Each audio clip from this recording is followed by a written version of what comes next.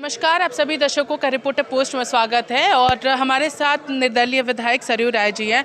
Sir, medical protection act को cabinet ने पास किया और स्वास्थ्य मंत्री बन्ना गुप्ता ने कहा है कि सदन में भी इसको लेकर के चर्चा होगी।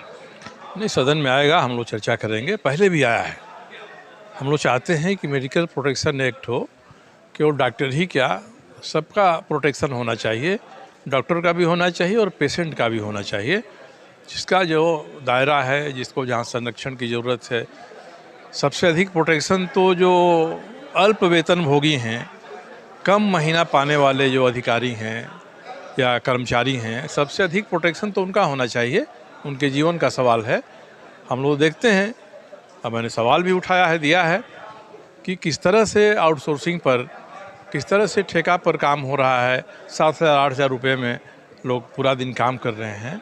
तो जो कम वेतन पाने वाले हैं उनका और अधिक संरक्षण होना चाहिए। सर, आपने हमारे साथ ही बातचीत के दौरान कहा था कि 1932 का जो रायता मुख्यमंत्री ने फैलाया है उससे अब उन्हें समेट लेना चाहिए, लेकिन वो समेटता हुआ नज़र नहीं आ रहा है, क्योंकि इसको लेकर के तो लगातार आवाज़ बुलंद हो रही है कि क्या हुआ वो वादा।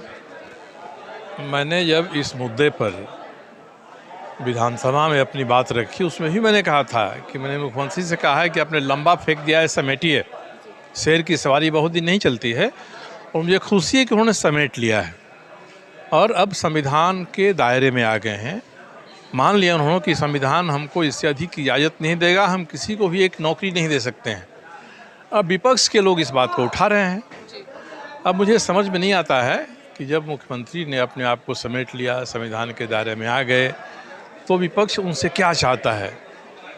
विपक्ष को, अगर विपक्ष चाहता है कि 1932 का खतियान भारतीय जनता पार्टी लागू करा देगी, खुलकर बोलना चाहिए कि आपने नहीं कराया, हम करेंगे। मुख्यमंत्री ने जो किया है, सबको इस पर सहमत होना चाहिए ताकि युवकों के रोजगार का रास्ता खुले। सर, अभी भी युवक स्पष्ट नहीं हो पा रहे हैं। उनका कहना है कि हम लोगों को समझ में नहीं आ रही है कि आखिर क्या नीति लाई है सरकार। नीति की बात नहीं है, पहले के परिपत्र हैं, परिपत्रों में उन्होंने संशोधन किया है और मैंने आज भी ट्विटर पर कहा है कि आप जल्दी परीक्षाओं का अनाउंसमेंट करिए, परीक्षाएं लीजिए, इंटरव्यू लीजिए, लोगों को बहाल करिए। ये बहाली शुरू होनी चाहिए। अब इसमें तर्क वितर्क की बट की बात नहीं होनी चाहिए। तो ये थे हमारे साथ यहाँ पर निर्दलीय विधायक सरयू राय, जिन्होंने यहाँ पर स्पष्ट रूप से कहा है कि मेडिकल प्रोटेक्शन एक्ट सिर्फ डॉक्टर्स के लिए नहीं बल्कि यहाँ पर पेशेंट्स के लिए भी होनी चाहिए। तमाम लोगों को इसमें देखा जाना चाहिए और साथ ही साथ इन्होंने कहा कि 1932 खतियान को लेकर के जो रायता मुख्यमंत्री हेमंत सोरेन ने फैलाया था पिछले दिनों, उसे वो कहीं ना कहीं समेट चुके हैं और जो संवैधानिक जो दायरा था उसमें मुख्यमंत्री हेमंत सोरेन आ चुके हैं। तो तमाम चीज़ों को उन्होंने लेकर के यहाँ पर अपनी बातें रखी हैं और साथ ही साथ उन्होंने कहा है कि आज ट्विटर के माध्यम से जो परीक्षाएं होनी चाहिए उसे जल्द से जल्द सरकार जो है वो शुरू करे ताकि युवाओं को रोजगार मिल सके। तब तक के लिए बने रहिए रिपोर्टर पोस्ट के साथ। मैं पूजा, नमस्कार।